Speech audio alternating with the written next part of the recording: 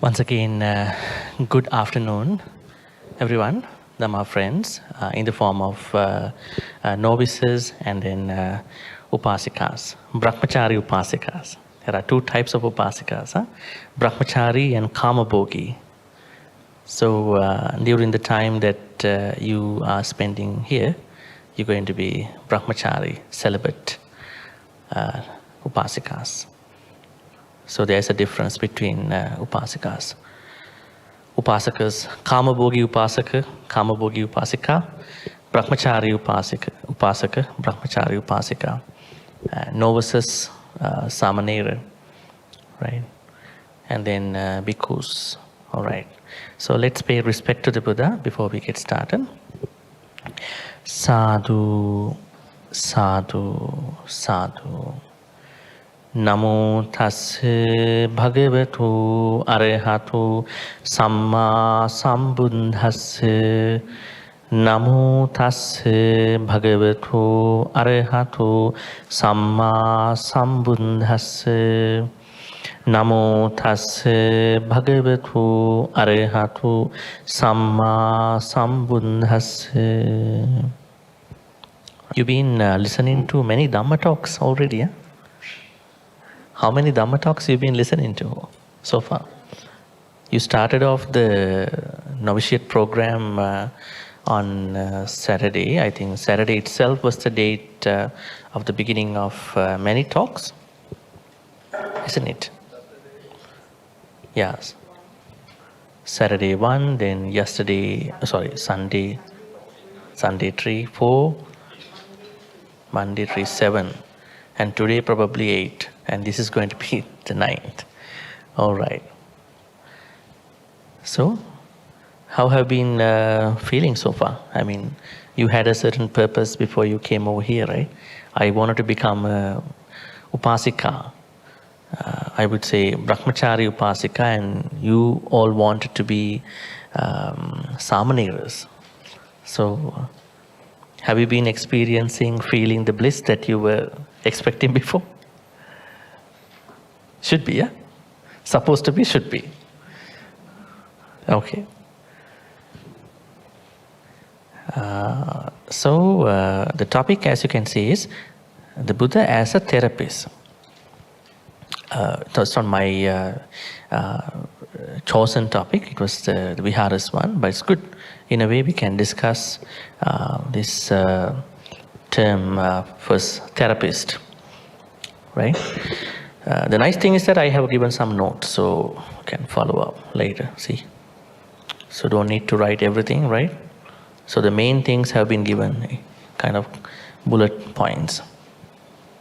First of all, let's learn something about the word called therapy. Now the word therapy, as you know, it is an English term, which is always I would say similar to many other English words: care, treatment, therapy, intervention. Now these are very psychological, psychotherapeutic terms. Now I always emphasize the fact that when you learn Dhamma, you should be always giving more attention to the context of Pali. Because English has its own interpretations, right? Now, this upasika has been asking me about her name, Saddha.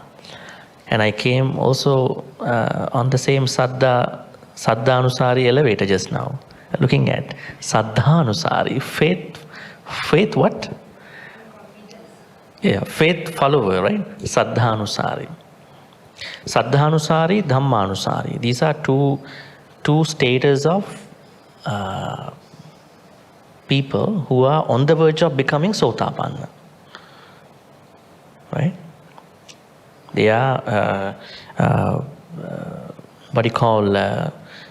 people who are becoming Sotapannas, probably potential Sotapannas. They are not Sotapannas yet.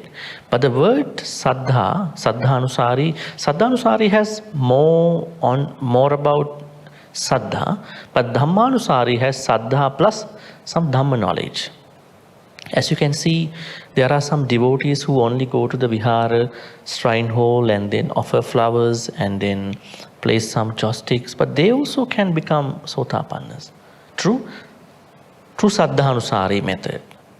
But there are some others who need a bit of some knowledge, some Dhamma knowledge. So they learn. So after learning a certain level of Dhamma, only they can become Sotapannas. Some people, they become enlightened, I would say, Sotapannas just by the devotion, dedication. Some others have to, learn quite a bit more. It is like how you pay tax, right? The poor people pay almost no tax, and the rich ones have to pay a little bit more tax, probably more tax. But everybody pays tax, right? Everybody is responsible by the government laws about taxation. But nobody is bad, because everyone has his or her own way. So you can't say everybody, hey, come here and learn some Dhamma. You should listen to Dhamma talk. So everyone has different ways.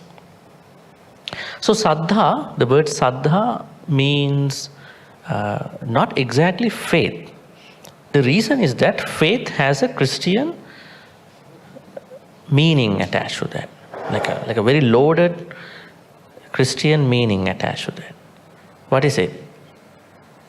The kind of the confidence that you must put on the God, and you cannot change it, and you cannot decide upon it, and you cannot criticize, you cannot do your own inquiry about that, whatever the confidence.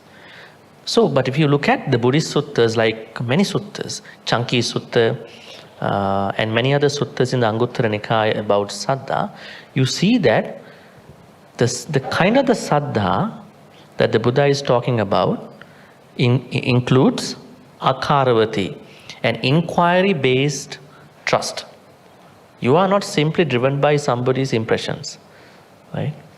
Now you see, when you get to know people outside, you feel highly impressed just in a moment of time, just in a short time. Maybe your personal investigation about that person is right, maybe not. So if there is any what you call trust that goes without an inquiry, is called as Amulika Saddha. We have a whiteboard too, right? Interesting. Amulika Saddha and Akaravati Saddha. All right. Maybe we can write certain things. Is writing helpful? Sometimes helpful. All right. Saddha, and it is further classified into two sections. We call it Amulika and very small. Okay. Thanks. Thanks for telling me that. All right. Write the same thing. Probably I can write it from my laptop too. You can see on the both sides. So Saddha has two parts. Amulika Saddha, baseless Saddha, and then inquiry-based Saddha. Right? So Buddha asks us to look into the inquiry. That inquiry might not be a very serious inquiry, but you need some sort of your own standards to do that. So when you say faith, faith itself does not open up to inquiry. That is the problem. That is why I say Saddha could not be translated as faith. It is because on one side the Christian interpretation, on the other hand it is the Buddhist interpretation too. We would rather take it as trust, unwavering trust in the Buddha, Dhamma and Sangha. So there are many other terms that we have to look into as such about translations. All right. Therapist, as I said earlier, therapist, the word therapist is mostly taken from a background of psychotherapy.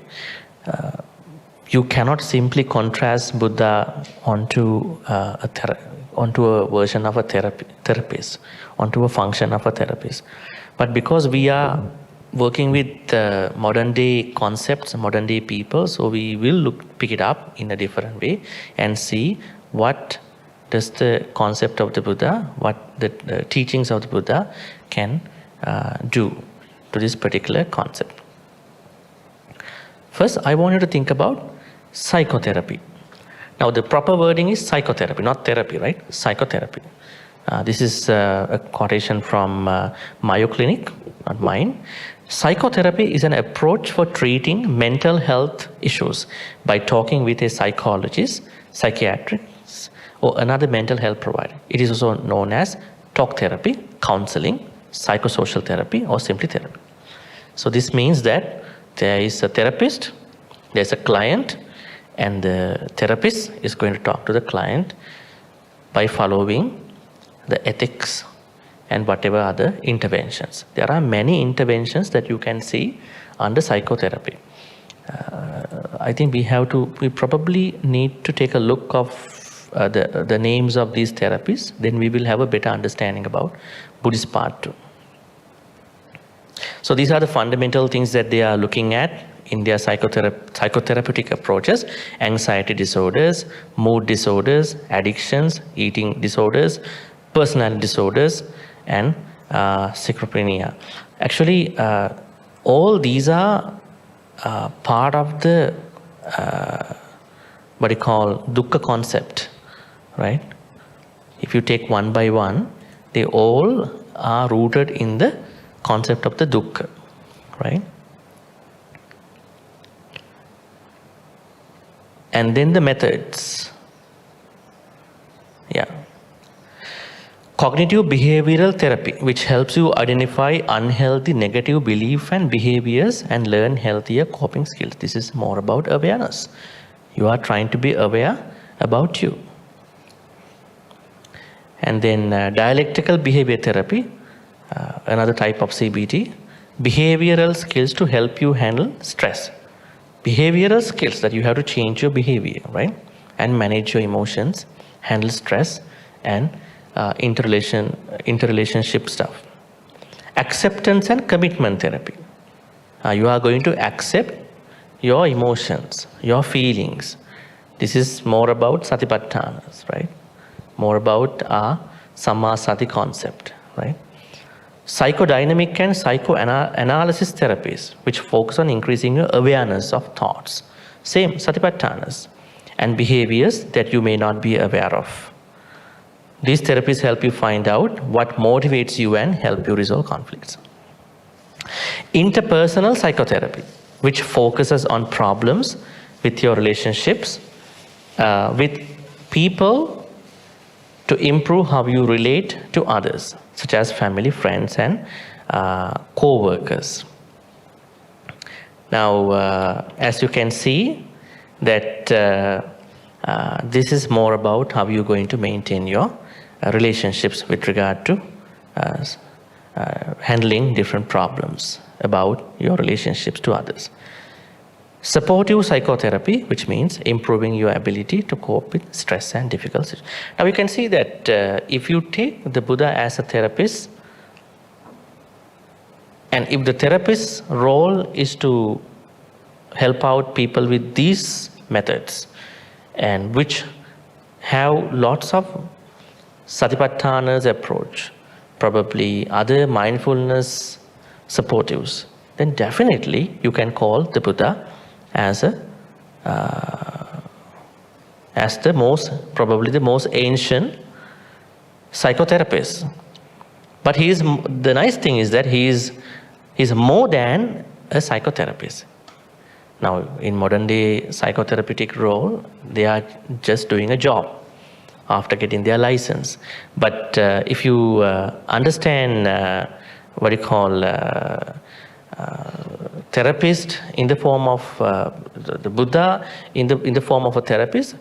He has done a lot of things, and his what you call his role, his expertise spans over many other things. It's not about psychotherapy. Have you ever found out some scientists who may have done sort of Buddhist type of research, case studies about psychotherapy so far? One of the very early scientists was what you call,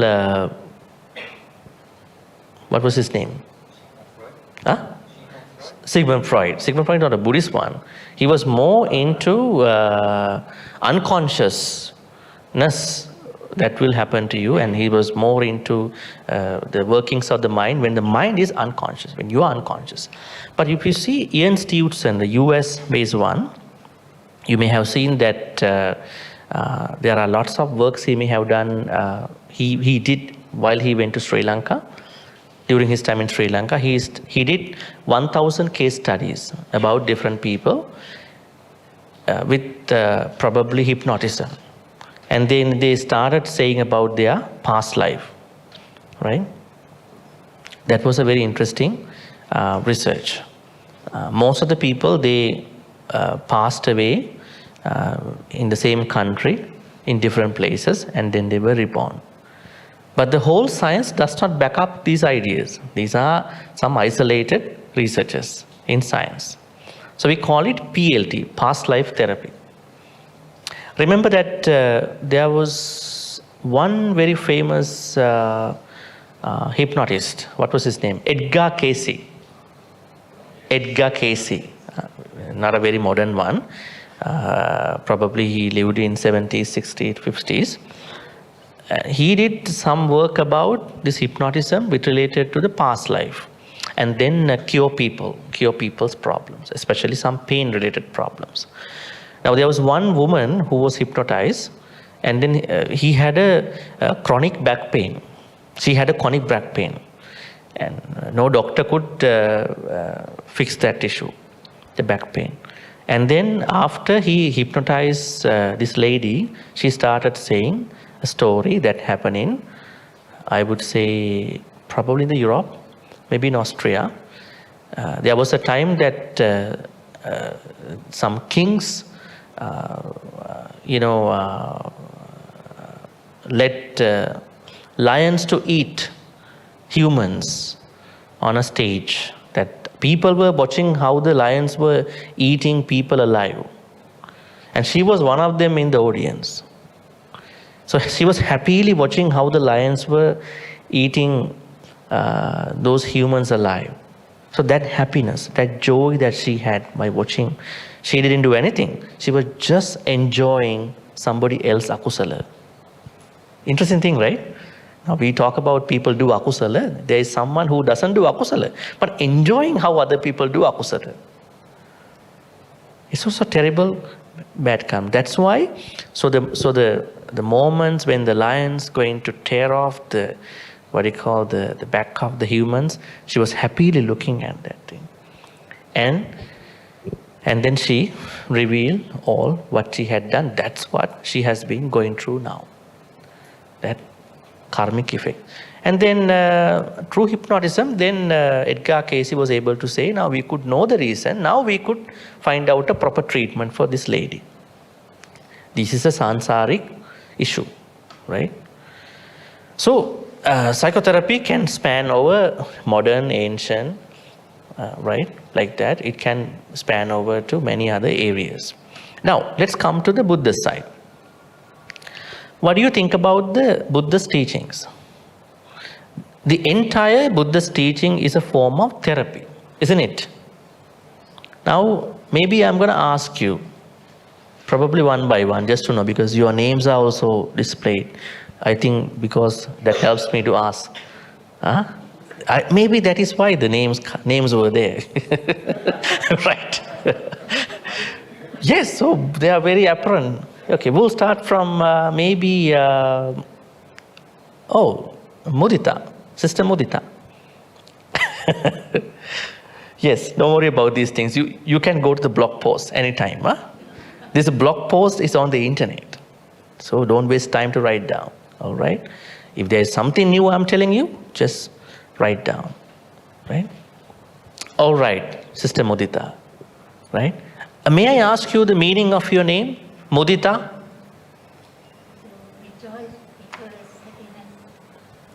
Rejoice people's happiness.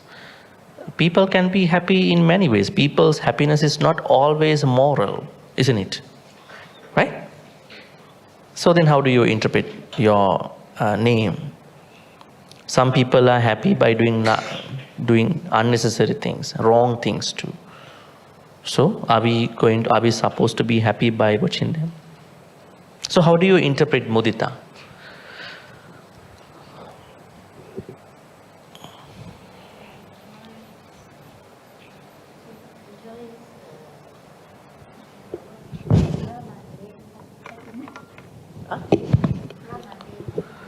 Supramundane happiness. I don't think we can find such people to be happy, right? Yes. So in order to be happy in that way, we have to find out supramundane people, arahants and so forth. But mudita is also a secular state of mind. Yes. So what is the meaning of mudita? Mudita means unselfish joy. Unselfish joy, which is based on moral things. Yes.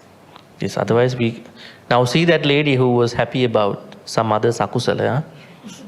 That's kind of bad mudita, right? Not good mudita, bad mudita. Right? It's bad one.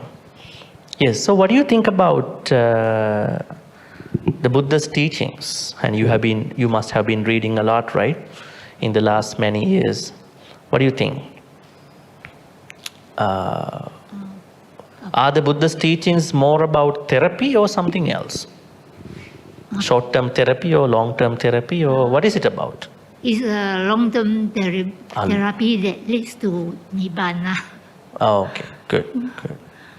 It teaches the Four Noble Truths and the Eightfold Noble Path, and the three moral training to attain the four stages of sainthood: Sotapanna, Sakadagami, Anagami, and Arhanta. Good. So it is clear that the Buddha's teachings are exclusively about a permanent therapy. Now there are different therapies, right? Now if you are looking for some therapies in different places, there are short-term therapies and permanent therapies. You can get permanent therapies. What kind of permanent therapies can you get? No, that is on spiritual level. Now there are short-term therapies and long-term therapies, permanent therapies. So Buddhism is more about a permanent therapy, permanent treatment to our issues. But you can still pick certain sections for short-term things too. Questions can vary for each one, so we'll carry on. So the most important therapy that we know in Buddhism is none other than what? The only therapy that we have in Buddhism. You might call Sila, Samadhi, Panya, Paramita, so and so forth. But there's only one main teaching. That is the main therapy that we are trying to follow. We are trying to learn. We are trying to put into practice. What it is?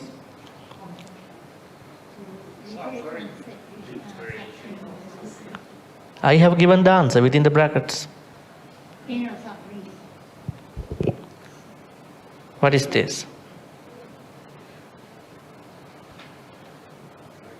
The Noble Eightfold Path. This is the main therapy in Buddhism. Main one. The main one. Others are small, minor things, but they are also helpful. You have to practice them too in a way. But this is the main treatment main intervention, the main treatment to your, what you call, issues. Dukkha, the main therapy to the dukkhas. All right.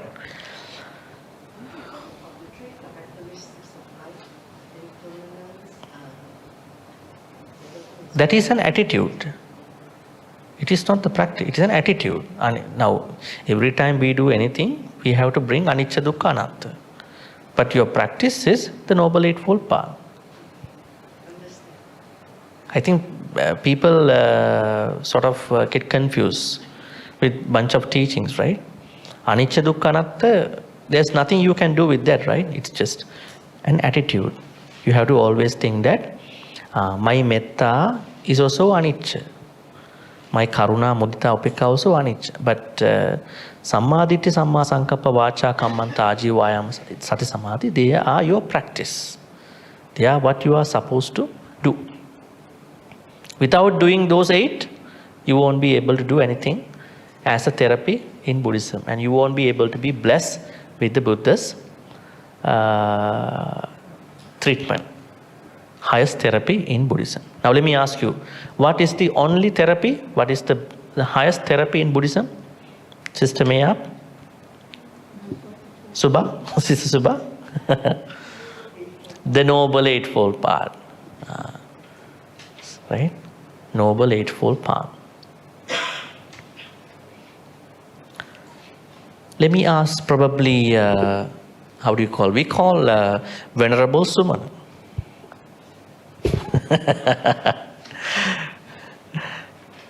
Okay, so why is the Noble Eightfold Path very important? It provides a gradual teachings that can support followers to achieve. Can somebody pass this? This is a mic, so it's good for other people to hear too. So whenever you answer, you can. This one too. Like this. Why is Noble Eightfold Path important? I think it provides a gradual, systematic way for follower To the Nibbana. Great. Gradual, systematic improvement to the Nibbana. I think we have to understand that. You won't get a degree in 1 year, right? First year, second year, third year, fourth year. PhD, first year, second year, third year, or fourth year, right? So it's a gradual path, right? And what are the other things we can understand about the Noble Eightfold Path, Venerable Chandana?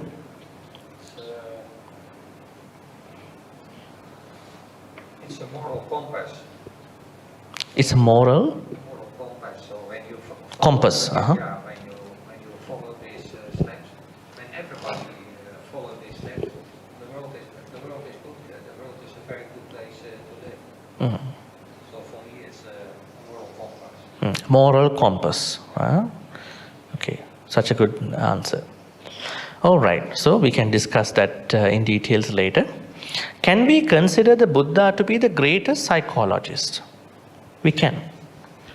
More than a psychologist. He is more than a general psychologist. Because, why do I say so? Why do we have to think so? Now, we have to learn how he handled people. How did he accept people? Now there is someone who is going to see him, who is going to meet him.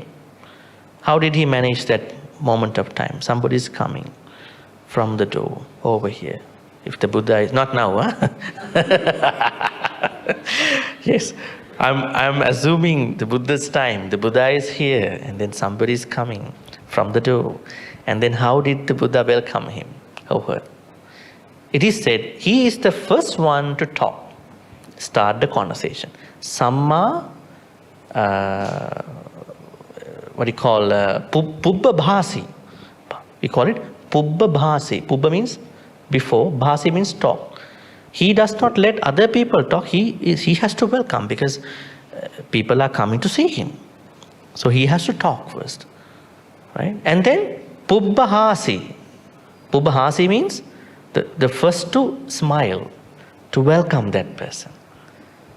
Now, can we consider the Buddha to be the greatest? He understands. So when the Buddha is smiling with the person, when the Buddha is going to talk to that person feels welcome. And then that person thinks that this is the solution for my problem. Right? Now, this is not about the knowledge. This is about how to handle somebody. Now, we will learn a lot of stories at the end. So, he's such a very therapeutic. Right? Sometimes you might think that listening to there is somebody who wants to talk to you about his or her problem. He or she does not want to have a solution from you. He or she just wants to talk to you. He or she does not expect any answer from you. That listening is a therapy.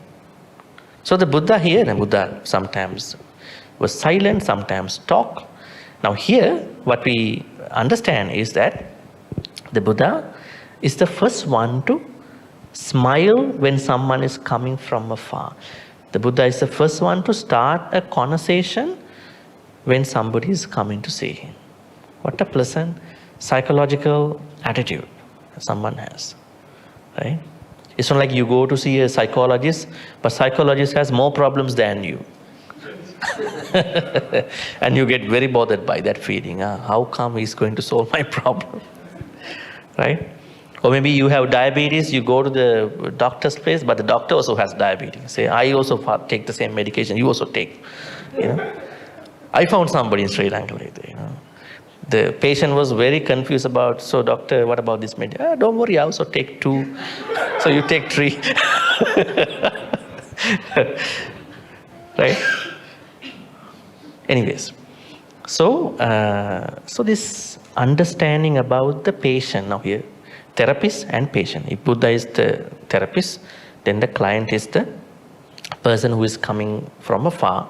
Now he is first welcoming them from afar, giving a good smile, welcoming that person, and then to talk to that person. So there are many other aspects you can see about being a psychologist. Listening to the client, being patient. We will be discussing them later. But I want to say he is the greatest psychologist, more than a psychologist, but from a point of psychology. Can we consider the Buddha to be the greatest physician, therapist all of time? Yes, he is. Psychologist might be somebody who is giving advices. Psychotherapist might be somebody who is giving the actual treatments. So these are 2 things. It's like a theorist. A theorist, someone who talks about the theory, and there is someone who talks about the practice, theory and practice. This is very interesting. It's like science and technology. Science is the knowledge, and technology is the process where you see the practice. What is the disease that the Buddha identified and told us about? What is it? The answer is dukkha. That is the only disorder. You could say, I have bipolar, I have anxiety orders, I have other orders, mood orders, but finally all they come down to dukkha. Dukkha is the only one. Now we have come to a very good point, very good topic at this moment. What is dukkha? If dukkha is the main disorder, problem that we are going through on a daily basis, what can we do? How do we understand dukkha? Now, there is a translation problem also, right? There is a very big translation problem. A lot of people translate dukkha to be suffering. What do you think about it? Maybe we're going to be asking somebody, maybe Venerable Sivali. Venerable Sivali is going to answer. What does dukkha, I would say... The other definition is unsatisfied unsatisfactoriness. That's a better translation. Yeah. What does dukkha mean to you? Very complicated question, huh? Should be able to answer. That's why I'm here, right? To find the happiness.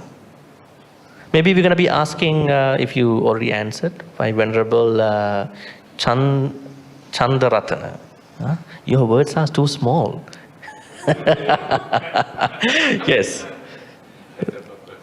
Yes. What does dukkha mean to you?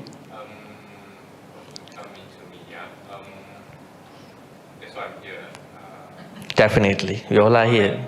For me, is to find myself, why am I being born? What is my purpose to be here? And the world is such chaotic to me, especially with current events. So I find it's not worthy to be alive. I mean, basically, that's my dukkha means I see that things are impermanent, but why I know it's impermanent, but I still attach to it. So That's how you perceive dukkha. I want to find a way how to overcome this. Okay, good. Can you pass the mic to the... Yeah. And your name, Venerable? Venerable Vimala. Okay. What do you think about a translation spanning between suffering, dissatisfaction, unsatisfactoriness, pain? There are many translations about dukkha. Which one would you pick? Unsatisfactoriness. Why? That means all dukkha is not exclusively suffering, isn't it? Right?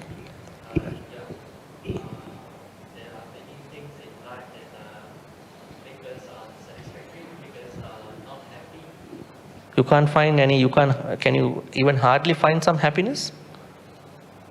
Yeah. You can find some happiness. Yeah. In life, Examples? getting a present. Staying present, huh? Getting a present from friends. Okay.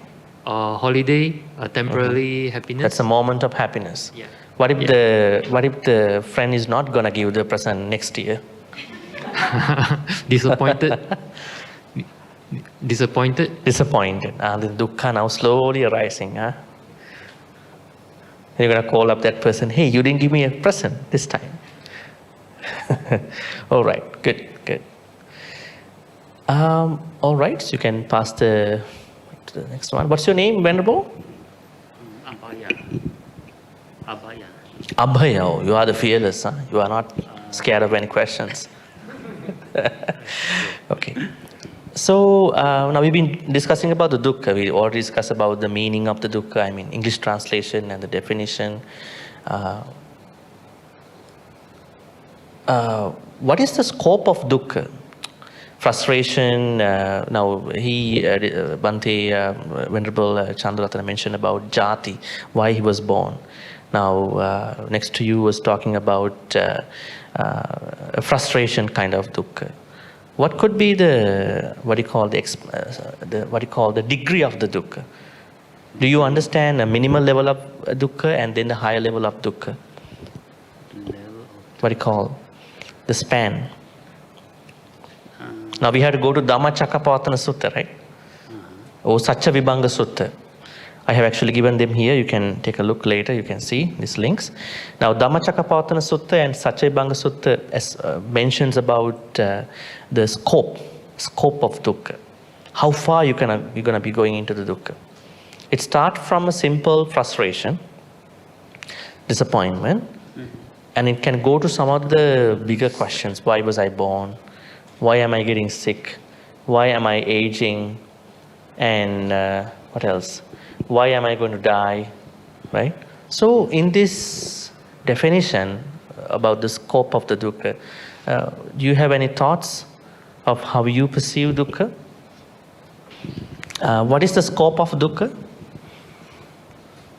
To me, scope of dukkha is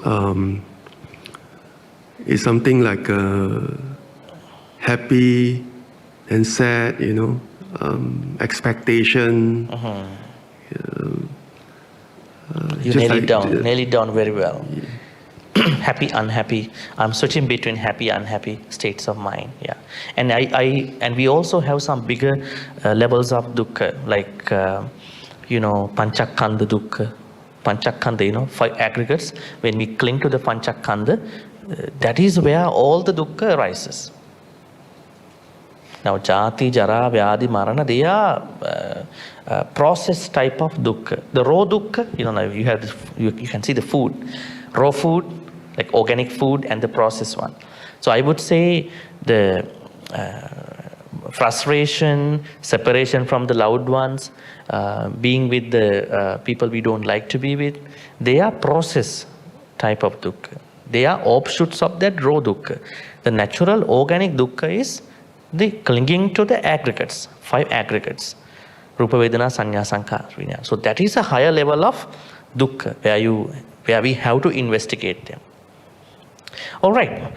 So dukkha. So this is the only disorder, disease that the Buddha identified in his teachings. So when somebody asks you, if Buddha is a therapist, what problem was he trying to solve? What problem was he teaching us to solve? Dukkha. Dukkha is the problem. All right. Then what is the therapy for that disorder, illness? I'm tricking the question now. Eightfold Noble Path. Noble Eightfold Path. That is the only answer. Not Anicca Dukkha Anatta mentality.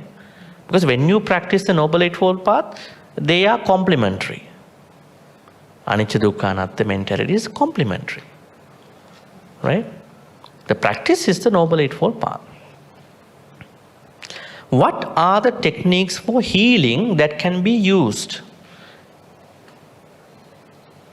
Now, healing is you are going to overcome your own dukkha. That means definitely the 8 path factors are the techniques. Now, let's do a sort of understanding, make an understanding about the Noble Eightfold Path factors.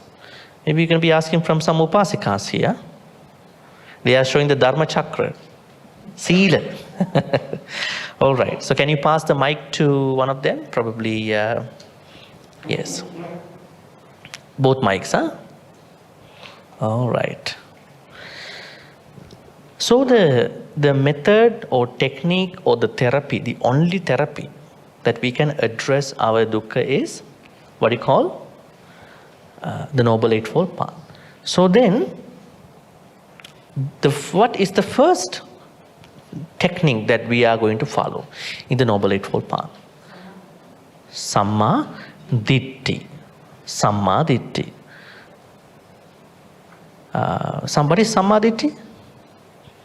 Can we ask some others too? What's your name, sister? Sumeda. Sister Sumeda. Yes. What does Samma Ditti mean to you? I mean, by definition, it's a right view. Right view. Right view. Now it's a very, then again it goes into another section to understand. Do we have views in our life? Yes. What are the views do we carry every day? Cultural views. If you come from a culture, you have your own cultural views.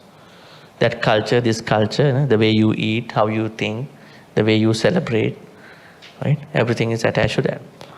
Do we have political views? We may have. Do we have apolitical views? We may also have those apolitical views. We may not have a political idea about, just because we are very frustrated about the politicians. Do we have world views about the world, wars, conflicts, humanity, environment, climate problem, better generations, right? Universe, we have. But what are the most terrible views that we are carrying? Views about us and other people. Now, if you learn some Abhidhamma, it's not mandatory. Abhidhamma clearly says that certain akusalas are part of certain akusala roots. That means all the akusalas, they are part of lobha dosa moha. So if you bring that analogy here, what do you think? Which bracket is a part of ditti? How do you relate ditti to? Is ditti attached to dosa or lobha or moha? Moha is the root that we all do what you call akusalas. But there are certain akusalas, they are only bracketed into certain akusala roots.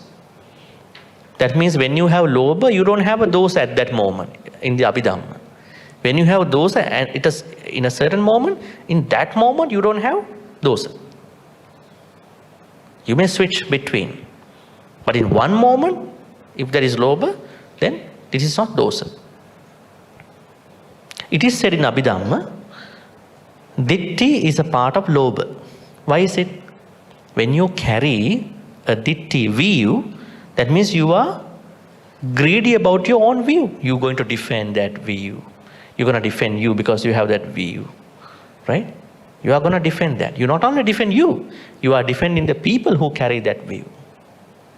If you are an activist, if you are a politician, my people, don't trouble my friends, right? My followers.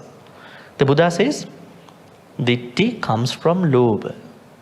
So then, you understand the problem here. In order someone to get into the Noble Eightfold Path, one has to have a complete cleansing about one's own views. Then what could be a healthy way of practicing views? There are 10 types of views that we have to practice according to Buddhism. So there are 10 things I would tell you.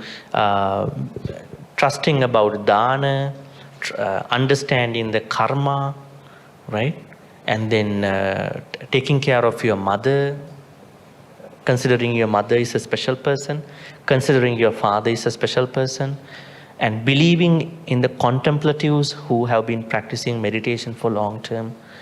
And then you are approaching them to ask questions about what is kusala, what is akusala. There are 10 things. Maybe I can share with you later.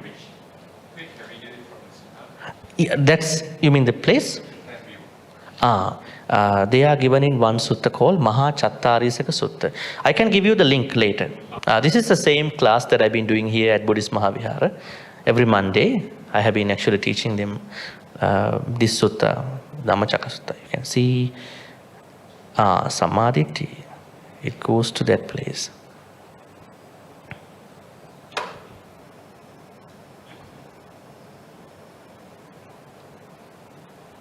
The 10 wrong views. We're going to be looking at that now. So good views, huh? Yeah, this is the link. See that one? You can see here. The right view comes in two versions. One is for the Putujjanas, unenlightened people. The other one is being practiced by the Arahants and so forth. You can see here in the pink color, the first one is there is merit in giving dana. There is merit in giving large dana. There is merit in small offerings. Why the dana has been given in 3 ways? These are 3 ways as to how people give dana. Some people give dana. Some people just merely give dana. Some people can afford giving bigger danas. Some people can afford only giving small danas just because they cannot afford. The 4th one is believing in karma. This is the most important understanding about Sammaditi in Buddhism. Because if you believe in karma, you will not do any wrong thing, any akusala. You won't talk bad words, you won't think bad thoughts, you won't do any bad actions. But every moment, just think to yourself, in the past, if you may have done a akusala, that was a moment of, that was an unmindful moment of karma concept. If you had known that karma works, karma exists, you would have never done that particular bad karma. Every moment that you made akusala, that was a moment where karma was absent in your mindset. Every moment that you may have done a akusala in the past was a moment, supposedly, that you forgot about the karma. Because if you had paid attention to karma, you would have never done akusala. Because you know that this would create lots of vipakas, results. Karma vipaka. I think you're saying that the current experiences is due to the moment that we created the akusala. Are you saying? No. That is a different context. I was saying, if you want to investigate your past akusala moments, in the past, we may have done akusalas in this life. In this life. Even before your novitiate program. Let's say you lied, you told a lie or something like that. So the moment that you did that was a moment of absence of this karma understanding. That if you had this karma knowledge, this fourth one, this fourth samadhi part, you would have never done that akusala. That is why this is so important, right? So everybody who does bad karmas, they have this, what do you call, issue about samadhi. So they have micchaditi. The fifth one is mother is a special person. Why mother matters in my Dhamma path, in your Dhamma path, in this therapy, in this only one practice? Because of the gratitude. Gratitude really matters, right? Because the Buddha said there are 3 punya khetas. One is mother, one is father, one is sangha. But a lot of people, they go after sangha only. I always say, you take care of your mom and dad at home. Then only think about the sangha. Maybe simultaneously. Sometimes their mother, father suffering a lot. They are not even thinking about how they eat today, whether they had their breakfast, lunch, dinner, whether they are, taken care in a certain way. But they go to temples and take care of monks for their own spiritual journey. That is wrong, because the Buddha says, you will never go to practice Dhamma. You will do your own Dhamma practice, which is not Dhamma practice. Your imagined Dhamma practice. This is what the Buddha said. The Buddha said, you have to think all the time, yeah, my mom is a special person. Of course, there may be issues. Some people might be struggling, some mothers, some fathers. And the relationship that some children have with them could be a little rocky. It could be, because not everyone is born into a very good family. Right? But it's okay. You do your part. Doesn't matter about how they respond to you. Do your part. One day you're going to be alone. They're going to be dying. Right? Do your part so you are not unhappy. You know that I did my best according to these stages. And today you know, treating mother is a special person and father is a special person, part of my samadhi practice. Then, there is this world, there is other world. That means, this life and next life, part of karma too. And then the 9th one is, there are spontaneously reborn beings. Who are they? Spontaneously reborn. There are 4 types of beings that are born in this universe, according to Buddhism, right? One is andaja, egg born. There are beings who are born out of eggs. Who are they? Snakes. Some snakes, not all snakes. Yes, chicken, yeah. Then, second type of beings, the type of, the way how they are born is based on the womb. We call them jala bhuja. Andaja is the egg born. Second is jala bhuja. That means from a womb. We were born out of wombs of mothers. Jala bhuja. Third part is sansedaja. Sansedaja means from the air water. No, sansedaja means from putrid places, some dirty places, because of the amalgamation of certain dirty things. There are some snakes that are born out of some certain, they have no mother, they just born. They're just born because of the amalgamation of certain dirty things. Maybe some coconut shell, maybe some water, maybe germs, yeah, bacteria, right, like that. Sansedaja. The fourth category is Opapatika. This is the category here. Spontaneously reborn beings. There are spontaneously reborn. There are beings who are reborn without egg-born context, womb-born context, or amalgamation of dirty things context. They are reborn without the assistance of mother, father. Who are they? Deva. Do Deva have mother, father? Brahma? Sons. Same.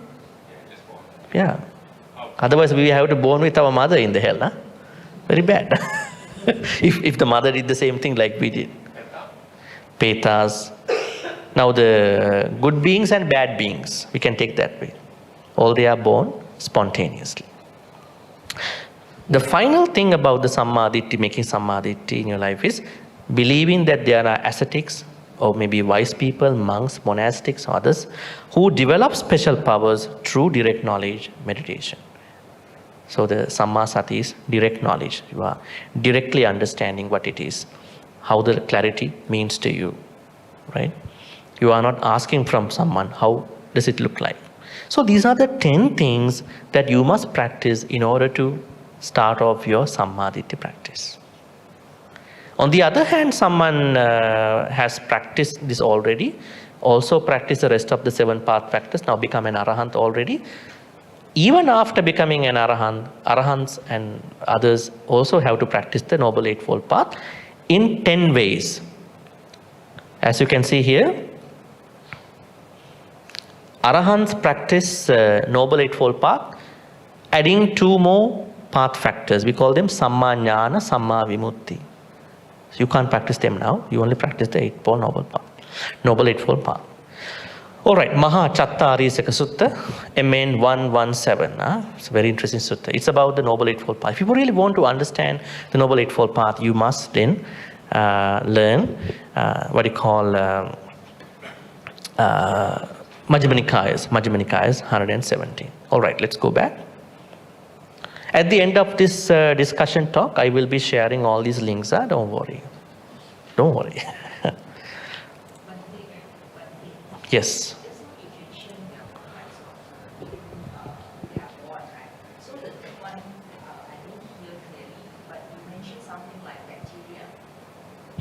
Mm-hmm. So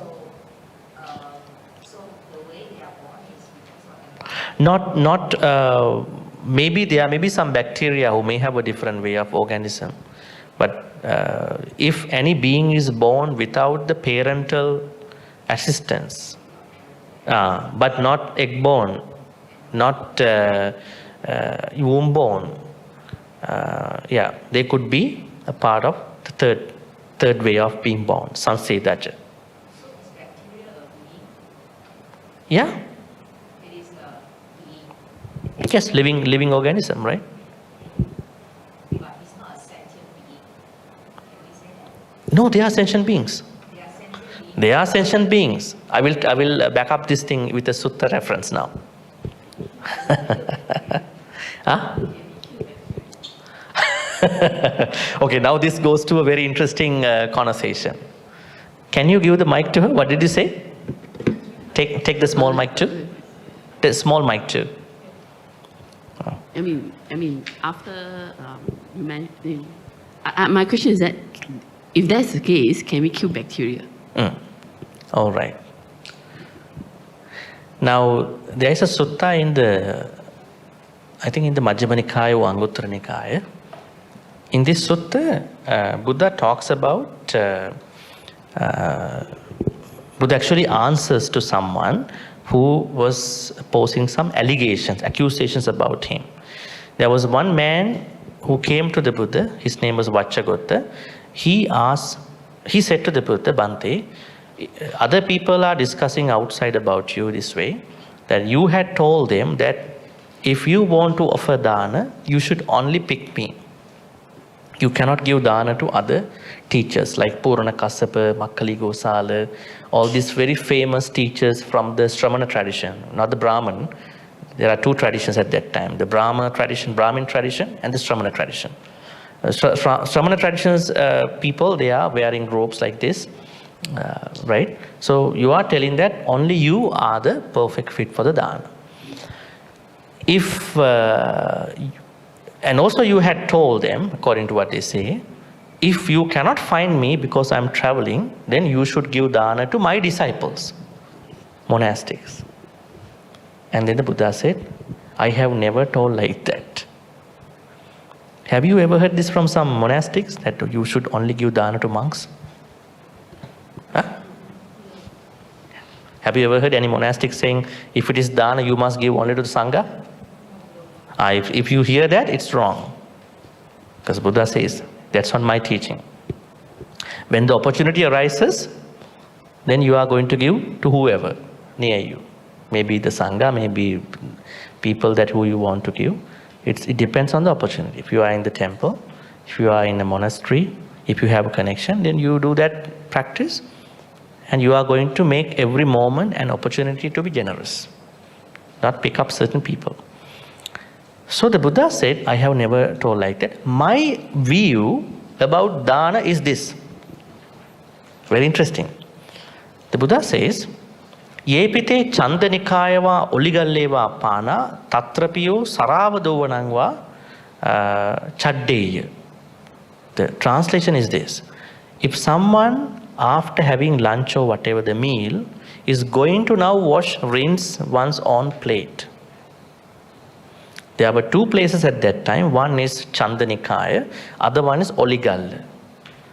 These are two places, I could call them as sewages. Two types of sewages at that time. The water is building up. Probably the dirty water is like you see the sewage on the streets. But this person is thinking this way.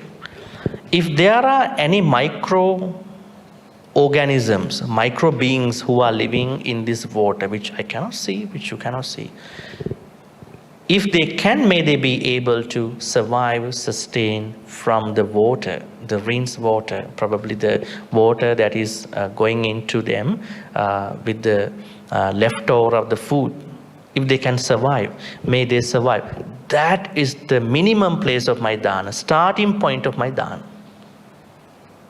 Now, if you are somebody who just merely go and rinse your plates, think about that is the first place of your dana. If Buddha characterized that this is dana, then those animals should be sentient beings. If we characterize that there is a wish that someone can make, may any microorganisms living in this sewage water, surviving on these food that cannot be seen, going to depend on these food, that means they are beings. That is the starting point, the bare minimum level of your dana. Now I think that answers your question. Other question is, can we kill the bacteria? We are not going to kill the bacteria, we are taking the meds. So it's a prevention. Right? We're taking the meds. That's a very good question actually. Now, there is a police person, law enforcement, who is called for a domestic violent house. He has to go, or she has to go. And then there is a situation that he cannot talk to them. Maybe they are so violent. So he may have to use the extra power to protect the vulnerable person in that household. There's somebody who is going to stab the other person, but before he's going to stab, the officer has to use the extra force. You see, physically that person is killing somebody, but that is to stabilize the peace. Now you're getting, let's say you're getting a cough. So you think that, okay, may all the bacteria, virus in this cough be always well and happy. I wouldn't take any cough syrup. No syrup, nothing, may they survive well. Now the problem is, what is more important, human life or that life? All life is important. But at that point, you must pick the human life. right? Now, don't take it wrong, because the Buddha says that depending on the person who you are making the activity, your vipakas will be multiplied, double, quadruple, right? Let's say if somebody is going to do a bad thing to a very good person, you're getting immediate bad karma. That does not encourage you to do bad things. That is how the karma works. If somebody does the wrong thing to a bad person, dussila person, someone who has bad sila, karma will take time. So that context tells us that we have to pick the right choice. That means we are not simply following karma, we are understanding how to live, because I have to live, right? And on the other hand, if you don't take the medicine, you are taking your life in a way. You are killing yourself. You will be dying if you don't take medicines, because you are not your purpose is I have to be healthy first, not that you killing bacteria. So the idea that killing comes from Jain people. The Jains at that time, or the Buddha, they did not physically kill any being. Once they found out we are not going to drink water drawn from the rivers and lakes, instead of that, we're going to boil the water and then drink. They didn't know that they are killing organism in the water by heating the water, right? But they did so. They are not walking, they are always sweeping the floor. Buddha said, this is very, unpractical. Can you sweep the floor and walk? When you are driving, can you sweep the highway and freeway and then drive your vehicle? That is not going to be practical. So we have to understand about bacteria and virus in that way. So we are going to create very conscious, practical choices, right? But if somebody take the medication, I'm going to kill my bacteria, that is papa. If your main intention is that, but if you have the intention to be, I want to cure myself, otherwise I cannot be a good person to other people, I cannot take care of my family, that's a good intention. All right, so I think we have been discussing a lot of things because of Sammaditthi, because Sammaditthi is the starting point. Without Sammaditthi, your nothing is going to work. Now, I will tell you a very interesting thing. Along the path factors, along your path, you will find out your speech. Second is your intentions, Samma Sankappa. Your Sankappa will not be good Sankappa unless you don't have right view. Because your views are bad. So your Sankappa also will be bad. What about your speech? If your views are not good, if your views are not, ditti are not good, then what's going to happen? Your words that you are going to speak are going to be bad also. This is the starting point. If you had not started your Dhamma path from Sammaditthi, the rest will be a mess. Now I come to the very interesting point. Sati, Samma Sati, that's the seventh factor. There are people who don't know this mechanism, this path. They directly go to a meditation retreat. And now they start practicing meditation. Is it going to work for them? Why? The Buddha said, you cannot practice meditation as a standalone practice. It is tied into this Noble Eightfold Path. It's a part of the Noble Eightfold Path. It's not separated from the Noble Eightfold Path. Right? If you want to practice the proper meditation, you should first cleanse your views first, and your intentions, and your speech, and your actions, and your way of living, and your effort, and then you will have the opportunity to practice meditation in the proper way. Very interesting. Now the monks in the Western countries, they're having a very hard time. Huh? Why? You know why is it? They say Western people are turning into Buddhism a lot. But if you check that, it's good in a way. At the same time, if you're going to talk about the proper path of the meditation, nobody will come to the meditation. Why is it? You don't tell me what to do. You don't tell me what to do comes from the sila. Sila. Before the meditation, you must have sila. Otherwise, you cannot practice meditation. Why is it? You might have a relaxation. If you want a relaxation, you can go to a massage shop. But Buddhist meditation, I mean, they may do their own meditation, but I mean, I'm talking about the Buddhist one. They are having a hard time because the Westerners, most Westerners don't like to say what to do, what not to do, especially about their character, behavior. But some would like. Now the flow is a little getting better. So you cannot practice meditation without the rest of the 6 path factors. So now you know the therapist, the Buddha, if the Buddha is the most important, significant therapist, his only therapy is the Noble Eightfold Path. You must practice these path factors one by one, starting from the Sammaditthi. But after you practice these 8 path factors to a certain extent, then you will practice the 8 path factors at the same time, simultaneously. Right? Otherwise, people might think, now December, maybe January, I practice Sammaditthi. Chinese New Year, I will practice Samma Sankappa. March, I might be practicing Samma Vacha. Then you will take 8 months for this. That's not going to work. So you already have a certain practice, so you can practice them in a short period of time and then practice together. I'm not going to discuss all these 8 Noble Eightfold Path factors. You can see in one blog I have given, as you can see here. Yes.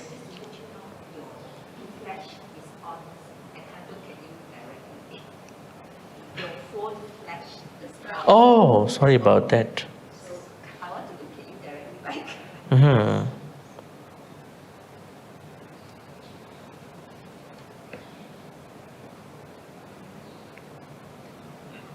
How is it now? Good? Okay, great. All right. So this is the blog post which you can consult later, which has all the information about the Noble Eightfold Path factors, starting from the text of Dhammacakkappavattana Sutta and all the Noble Path factors. All right, let's go back again here. Now the next question is going to be, why is it necessary to cure ourselves of dukkha? Why is it necessary? Maybe a question to somebody. Maybe we can ask from Saddha, Pasika Saddha about it.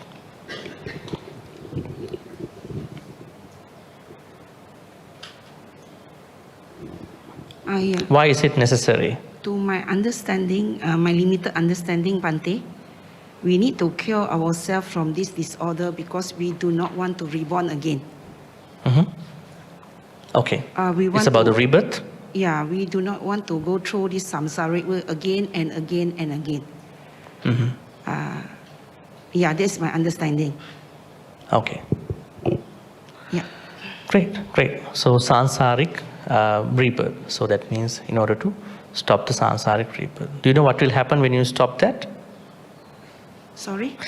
What do you think about what will happen to you when you stop it? I hope to go to a better place than coming back here. All right.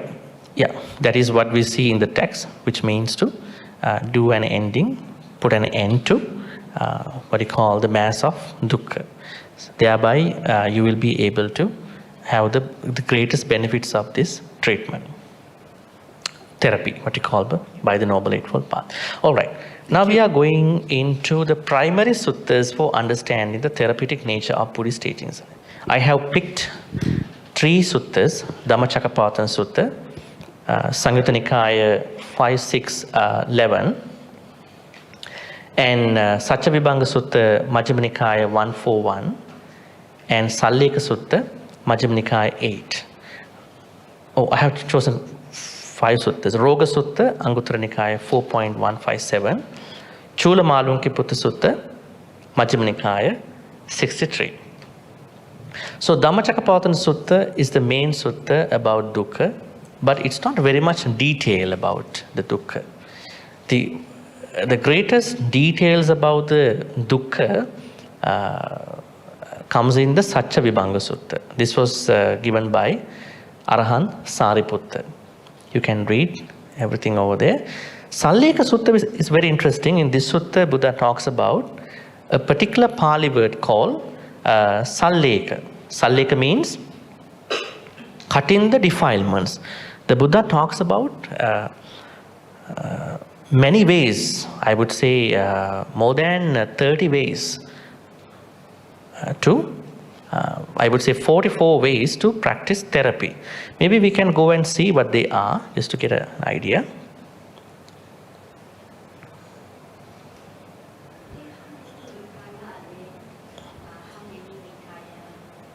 There are 5 Nikayas under the Sutta Pitaka, but only the first 4 Nikayas are considered as the early Buddhism. Early Buddhism means a true Buddhism. Early Buddhism and Theravada are 2 things. They are not same. Huh? Not exclusively Theravada. There's a misconception that early Buddhism is 100% Theravada. I think we can discuss it a little bit about early Buddhism and Theravada a little bit. Now, there is a section what we understand by early Buddhism, which means the original teachings of the Buddha. Where are you finding those teachings? In the first 4 Nikayas, Diga, Majjhima, Sangyutta and Anguttara Nikayas. Abhidhamma is not early Buddhism. Abhidhamma is Theravada addition. That's why you should never learn Abhidhamma in the first place. Yes, don't learn. Because a lot of people ask me when I do sutta studies that they have questions about the methodology of the sutta studies.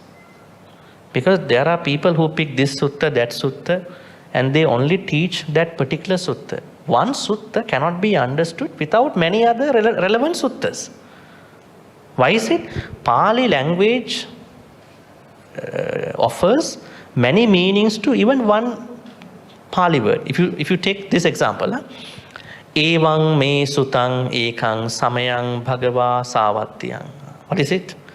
A stock expression at the beginning of every sutta. Evang me sutang, I have heard this. Thus is a very old. Evang me sutang ekang samayang bhagava. Samayang. Samaya means time. In this context, time. But in Pali, samaya has 9 meanings. Just that word alone has 9 meanings. Now, how people like you go and read the text without learning a little bit of some many suttas? You are not able to read it. That's why I always say, if you really want to get the best out of a sutta discussion, you must be able to think in Pali. Think in Pali, not think in English. English goes in English way. The approachability of English language is only talking to a certain level. But, I mean, we all start from English, yes. Except me. I start from my own language.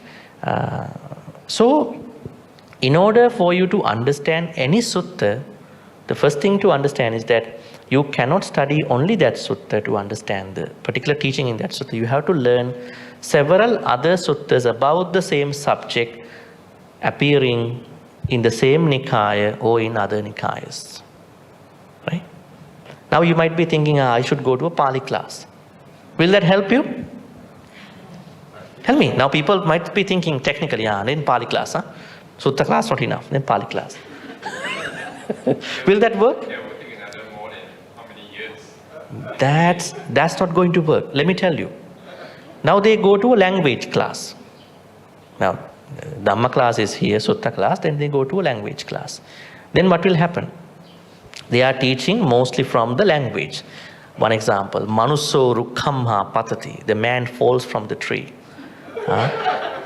Vanaro Rukhamha Davati, the monkey runs from one tree to another tree.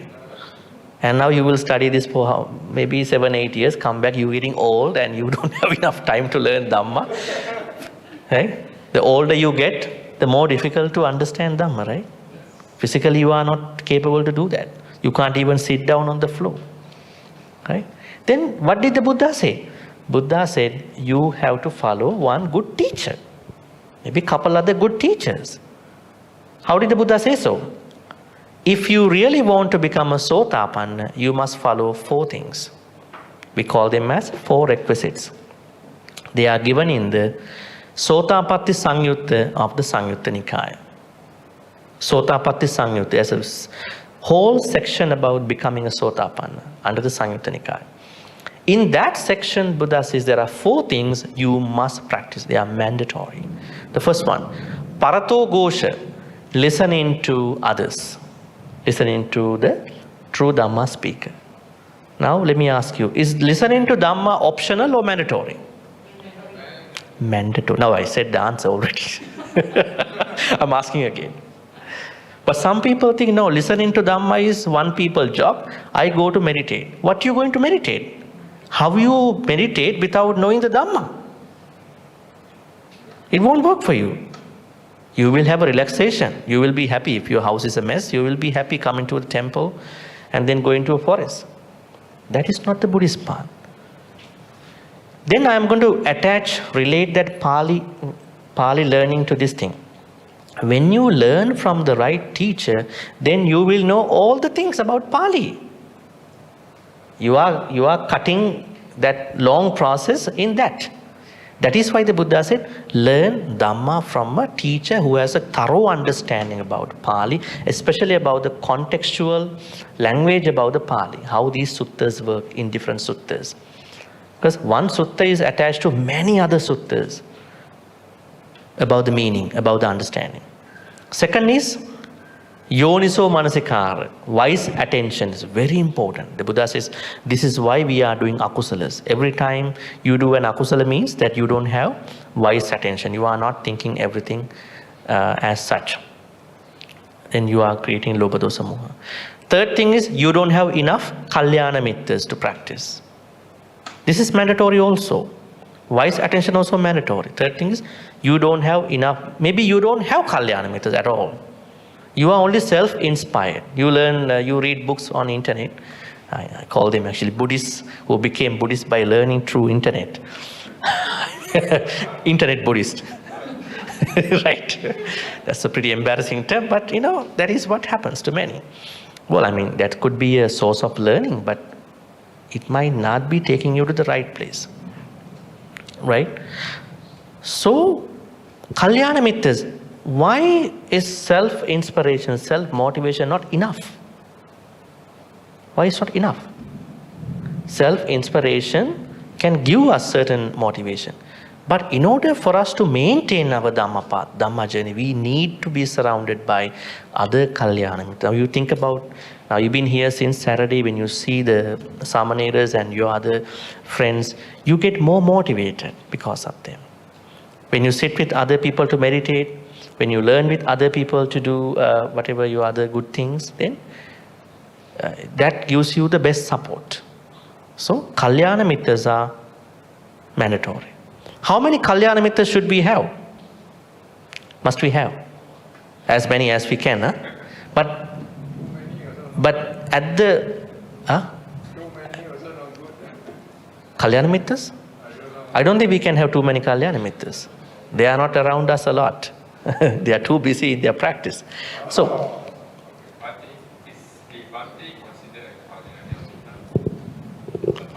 I'm going to explain that now. Yes. The Buddha said in one sutta in the Anguttara Nikaya that we must have at least 2 Kalyana Mittas. At the very least 2 Kalyana Mittas. Now you think about whether you have 2 Kalyana Mittas.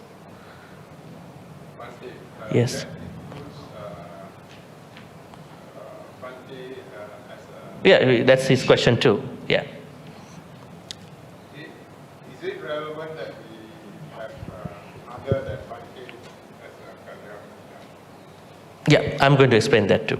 The Buddha said, you all have one Kalyana Mitta already. Who is that? Huh? That's you? The Buddha. The Buddha.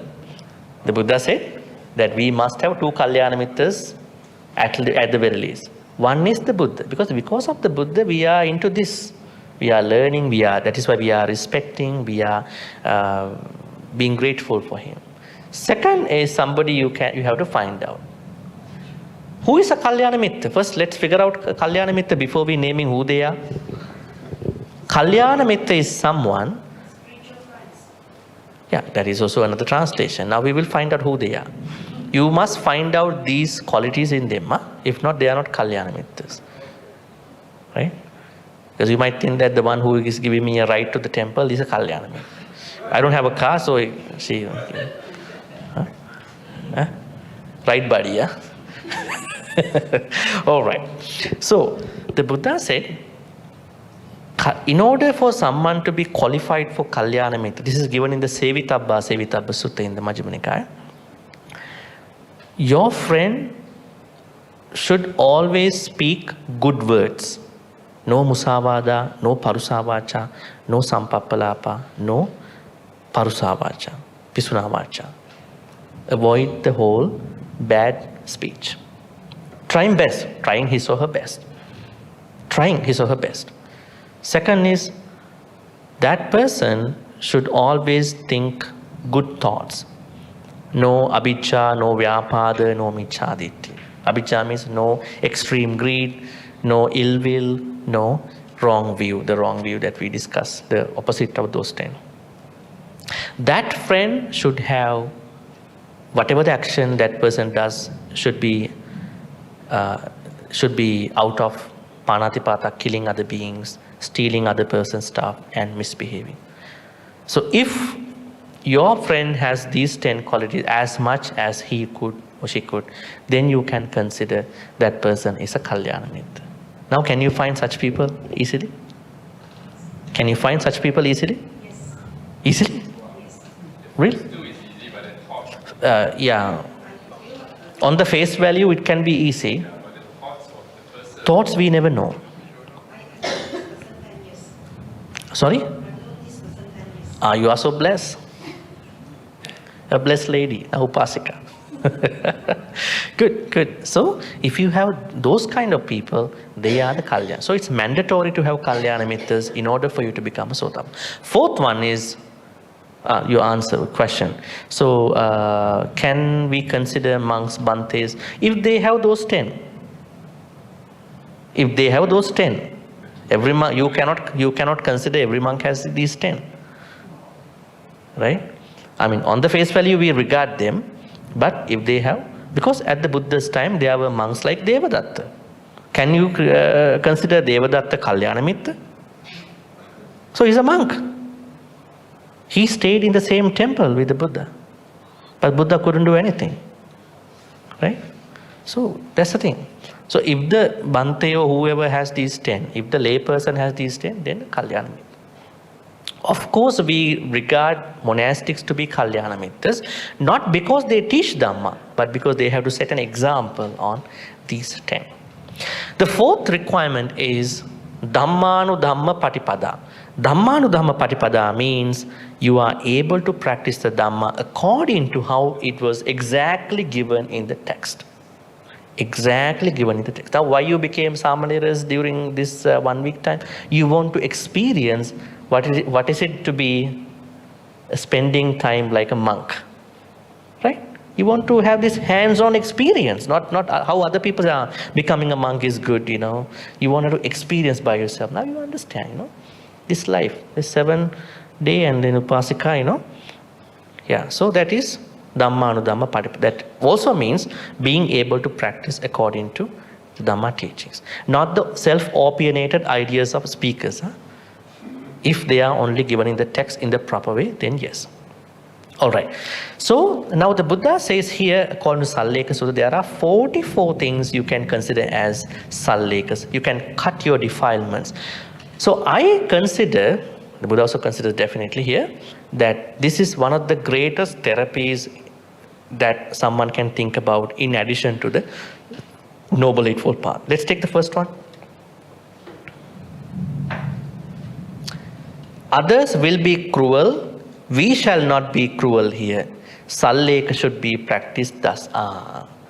This is a very good idea. Other people can be cruel. Now what is normally happening in our society? When someone is cruel, you also going to be cruel to that person.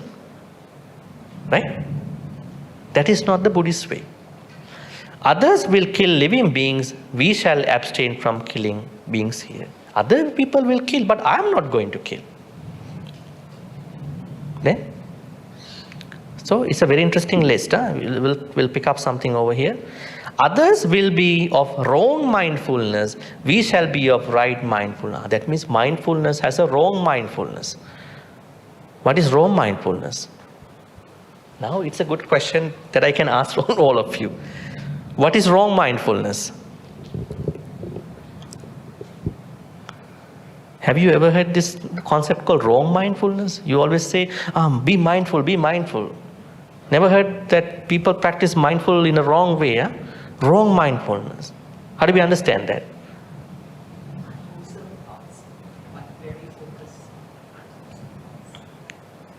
That is wrong mindfulness. I think that when people practice mindfulness, they don't call it mindfulness. They think my mindfulness has not come to a certain good level. That is why I'm still struggling with these thoughts. But why the Buddha calls something as to be wrong mindfulness? The way somebody practices meditation could be wrong.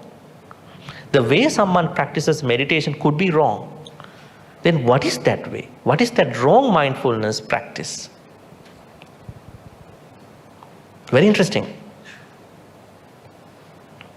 It is not that disturbing thoughts come to you, then there is no mindfulness at all. This is about there is someone who is practicing mindfulness in the wrong way.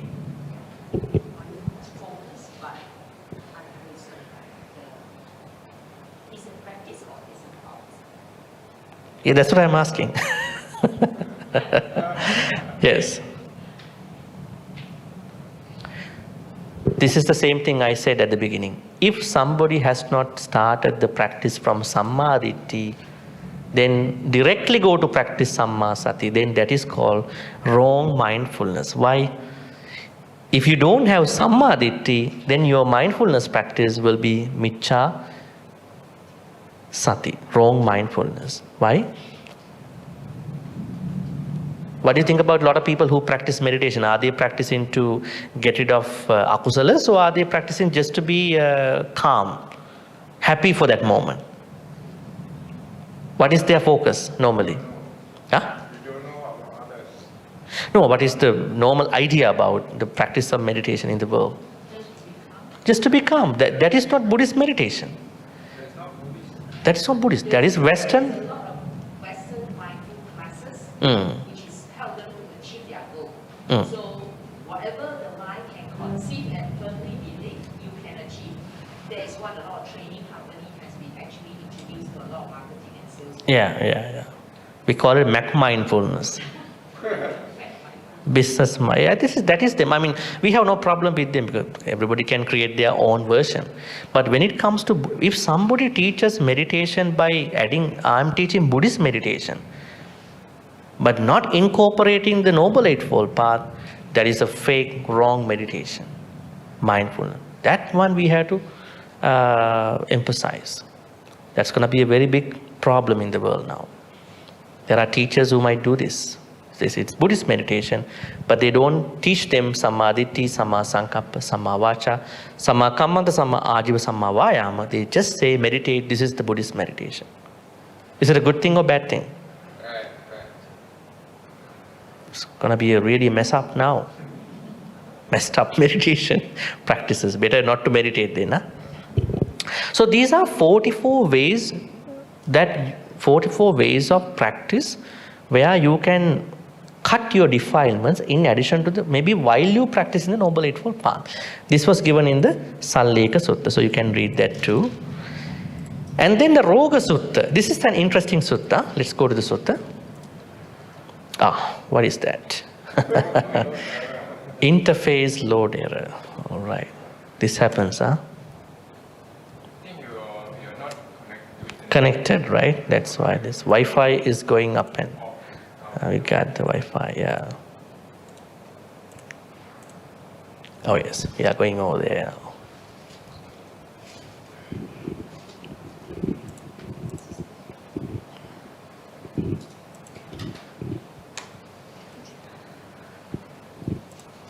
All right, so I will explain to you indeed in short. In this sutta, Buddha says that there are two types of illnesses. One is mental, the other one is physical.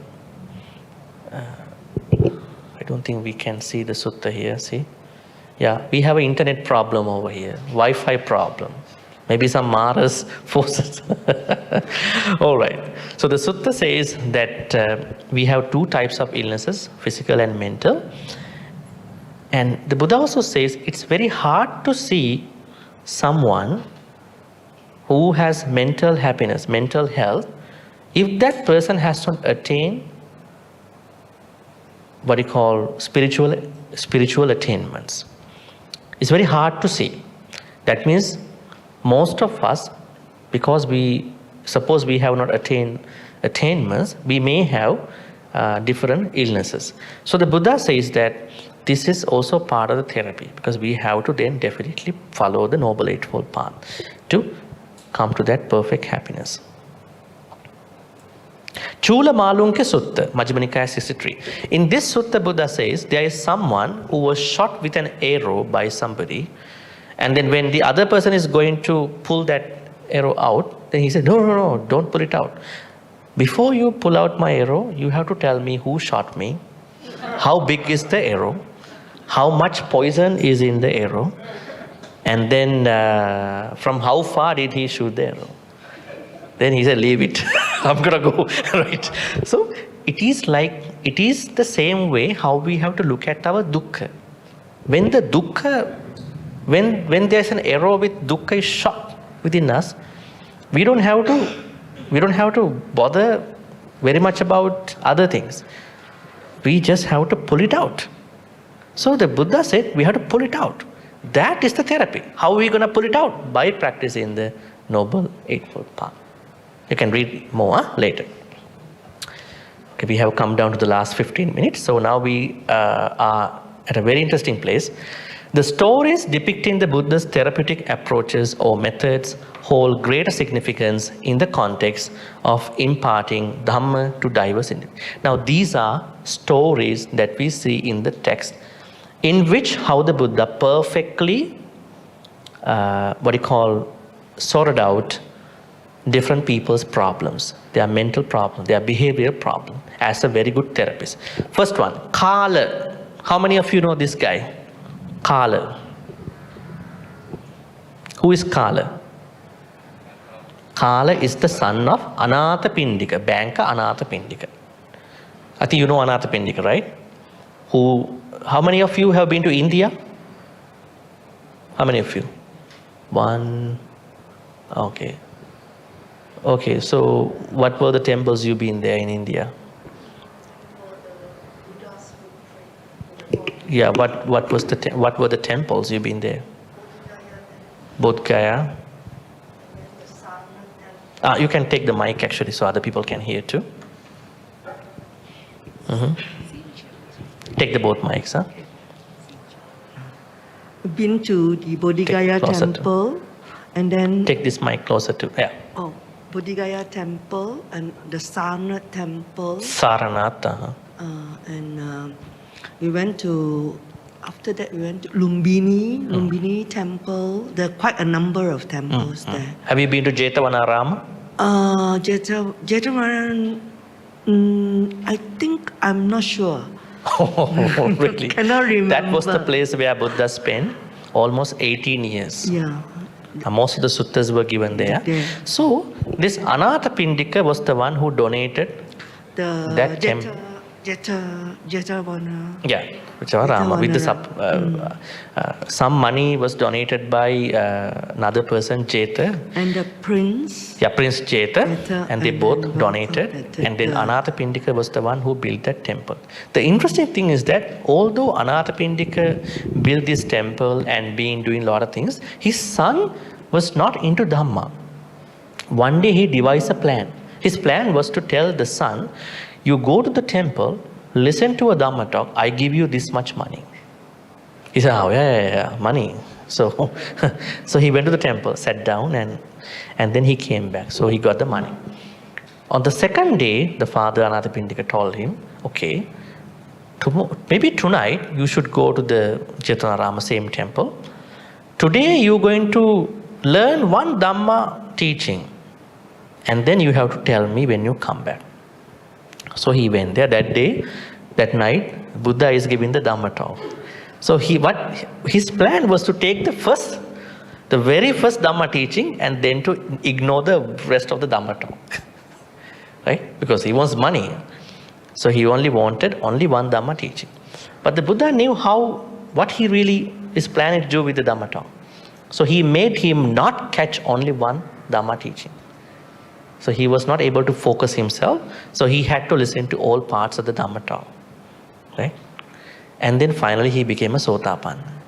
Now there are people who wanted to become monks to become Sotapanna, but this guy became a Sotapanna just for money. Yeah? I mean, these are the stories that people have to study, the real stories. And then the following day, now the Anathapindika didn't know what happened.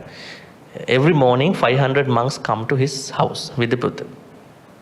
So there are 2 people give dana every day. Anathapindika gives dana in the morning for 500 monks, and lunch dana also given by the King Kosala. King Kosala also gives dana in the morning. It's a royal dana in the palace. But monks don't like to go to his palace. The reason is that the king does not himself come and serve the dana. He asks people, hey, there's a monk who needs some water, go serve him. Some rice. So monks didn't like him. But Anathapindika goes everywhere. He's a very friendly person. He asks every monk, what do you want? So the bhikkhus like him very much. So at the end of the dana, now Anathapindika thought, I'm going to give the son money at that point in front of the Buddha. Then he is now trying to give the money. Then the son told us stanza. This is in the Dhammapada too. Patavya eka rajjena saggassa gamanenava sabba lokadipachena sotapatti palangvara. Patavya eka rajjena. If anybody gives me the kingship of the whole universe, sabba lokadipachena, if I will become somebody who is the head of all the heavens, I don't need any of those. Because the Sotapatti Pala, the becoming a Sotapanna, I became a Sotapanna, that state of mind is the highest for me. And then only Anathapindika knew my son became a Sotapanna. Now the interesting thing is that how the Buddha understood the therapy. Now this is a therapy. He knew that this particular child is going to pick only one Dhamma thing. He knew how to help him. But if the Buddha stopped the Dhamma talk and asked him to come here and then, hey, the real Dhamma is you have to practice anicca, dukkha, anatta. You have to practice samma, ditthi, sankappa, vacana. He would never come to attainments. Different people's attainments work in a different way. It's not in the same. It's like a class. Every student is different. Some students are catching very slowly. Some are genius, fast students. So it's a therapeutic way how he understood how to teach Dhamma. Kisa Gotami. Remember what happened to Kisa Gotami? Kisa Gotami's son passed away. And then what happened? She went to the Buddha. Maybe somebody told him and she went to the Buddha. And then what did she ask from the Buddha? Huh? What did he ask? Can you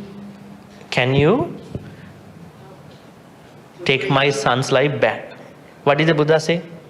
Did the Buddha say, he's dead, you have to focus anicca, you have to focus dukkha, anatta, this is Buddhism, practice samatha now, practice asubha, Now, our devotees go to very far away places to see skeletons, right?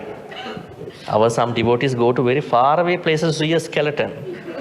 Those skeletons to practice asubha bhavana. Did the Buddha say any of? What did the Buddha say? Buddha knew the way, how to cure this lady. No. He said, I can recover your son's life. She was very happy. Only one answer. Don't worry, I will cure him. But on one condition.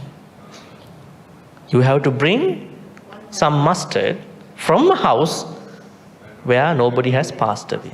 She was very happy. Yeah, what's the problem? I'm going to go. Right? And then she started going to from house to house and knocked the door. Said, can you give me some mustard? I said, yeah, we have lots of mustard. And finally asked, did someone pass away in your house? Yeah, my grandmother passed away. This one passed away. I don't need. Right?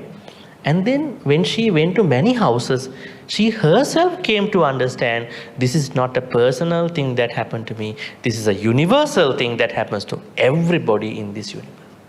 How is that approach? What therapy is that? This is what we have to understand. We cannot teach Dhamma in the same way to all the devotees also. Then Angulimala. It is the same approach. When the Buddha went to Angulimala, what did Angulimala say? Hey monk, stop. Then the Buddha said, I have stopped. You are the one who is running. And he was thinking, this very bad criminal thinking. What is he saying? I'm not running, you are running. But he's saying, I'm running, he is stopped. Oh yeah, I have been running in the samsara. He has stopped the samsara. He got that message. Right? Did you get that? If you are a criminal, can you get that message? You won't be able to get it. Yes, therapy. Patachara's husband passed away. One son was taken by a hawk or eagle. One son was, swept away with the flood. And she heard that her parents passed away, with a fire. Now her whole world has broken into pieces. And she doesn't know she wears some clothing. She's naked. And she ran into places. She found a temple and she went in naked. And then somebody is giving a talk. One Shramana. The devotees were very upset. A naked woman is coming to the temple, Dhamma Hall. I mean, what a crazy person is this? What did the Buddha say? Did the Buddha say, just go out, get out of my temple? Did he say so? You are crazy, you have no mind, you have to wear something. What did the Buddha say? Only one sentence. Sister, be mindful. The only sentence. And then she started to think about what he said. Whether she wears something, how she represents to other people, then other people threw some clothing too. She understood. She's mentally sick. How come she's going to be a normal person? She's abnormal now. Therapeutic approach.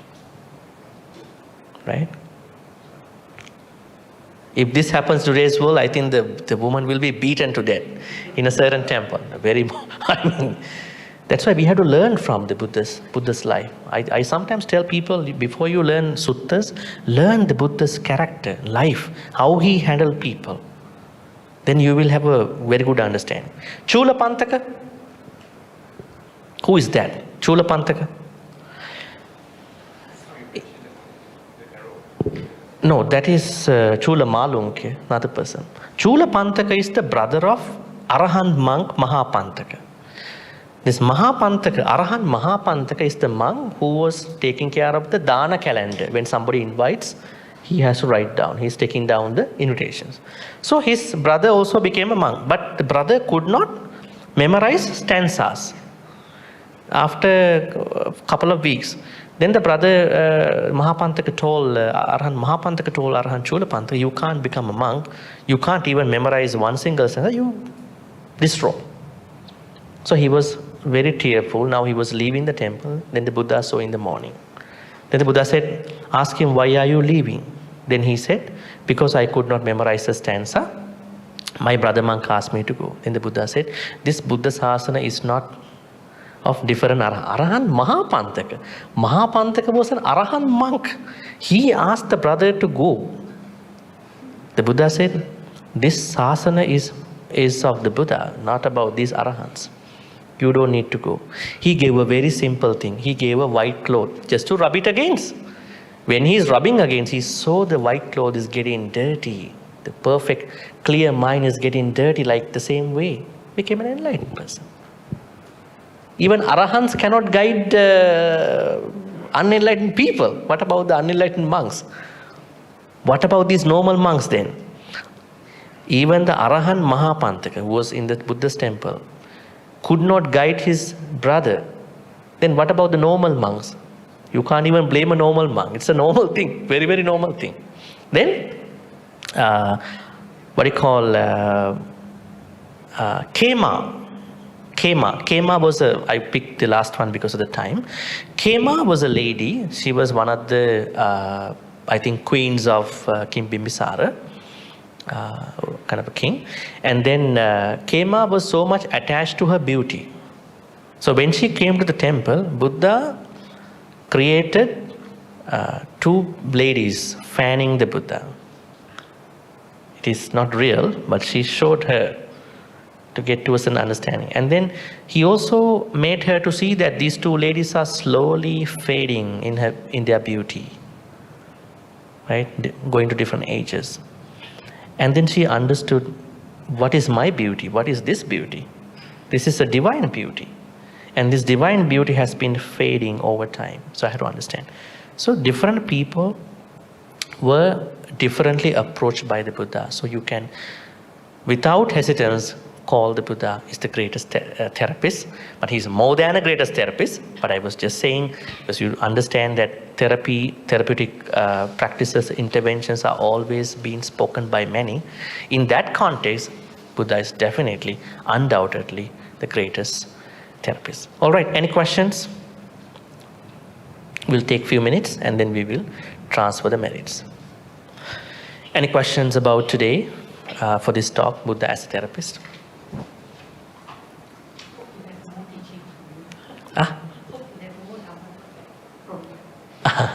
Tomorrow morning I have a Dhamma talk again, I think, about the Dhamma. So, yeah. But yes, can you pass the mic to the sister, what's her name? Sister Karuna, yes. What's my question?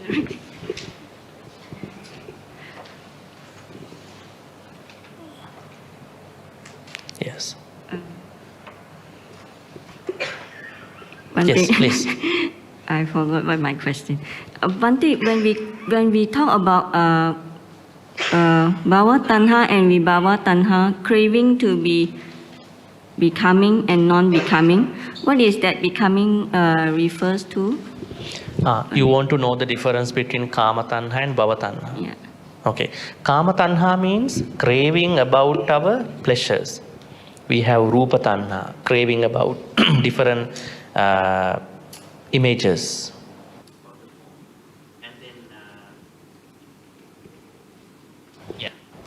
And then the bhava tanha means,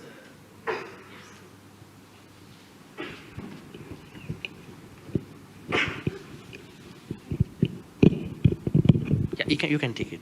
The bhava tanha means craving, kama tanha means craving about 6 types of pleasures. Now, one pleasure is about rupa, second pleasure is about saddha. So we have cravings about different forms, different sounds, different smells, different tastes, different touch, different thoughts. All these are come under the kama tanha.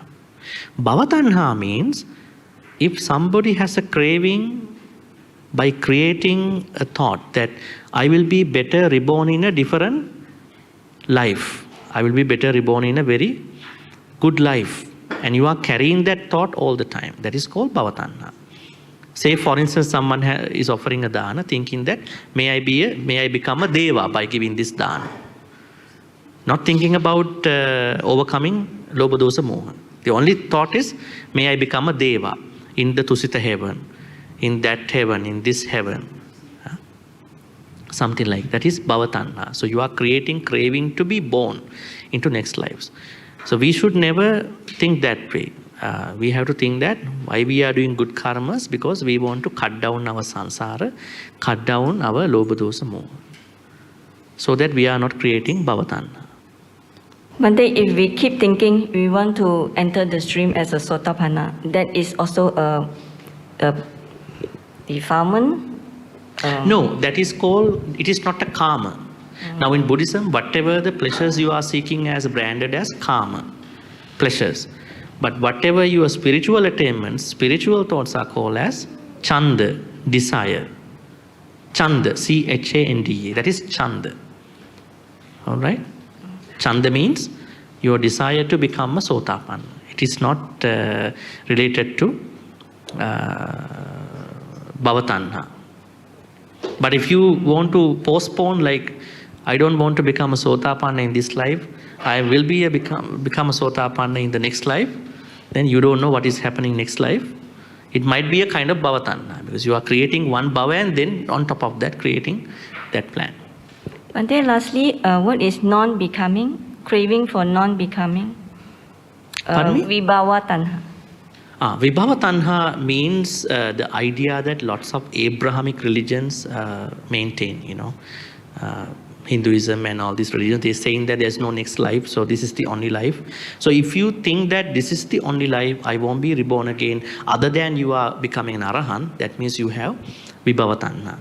That means no belief about the karma, no belief about the vipaka. You only think that there's only one life. So most of the religious teachings are about that idea. That is vibhava tanha. Thank you, Bhante. All right, any more questions? Yes, please. Bhante, just a short one. Just now you mentioned the past life therapy. Is this the same as hypnosis?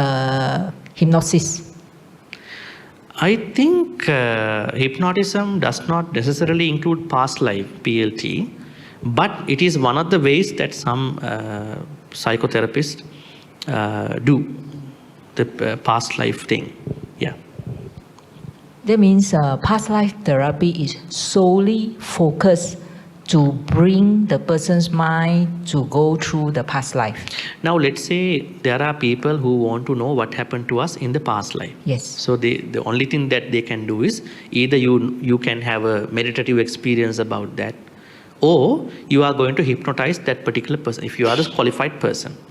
So there are people who are bringing you to the past life and finding what happened to you in a past life, just to understand there is any relationship between that past life experience and your suffering now, your pain now. Now take that lady's incident. She had a chronic back pain. So the interventionalist wanted to bring her to previous lives just to see what happened. And then he found out there was once that she was reborn in a in a country like Austria, and then she was in the audience, and she was like, and then he is trying to relate. He understood the relationship between that experience and what she is going through now. So hypnotism is not always going to treat the past. Sometimes you just go to the past, just wanted to know what was your past by asking a hypnotist about it. There are some teachers who do that, wanted to find out your past karma, just to heal yourself. Okay, thank you. Yeah, I think that's all, right? Any more questions? All right. So then tomorrow morning, I think we have another talk, so you can ask further questions on that. So may all the good karmas that we've been accumulating today be transferred to all the departed ones.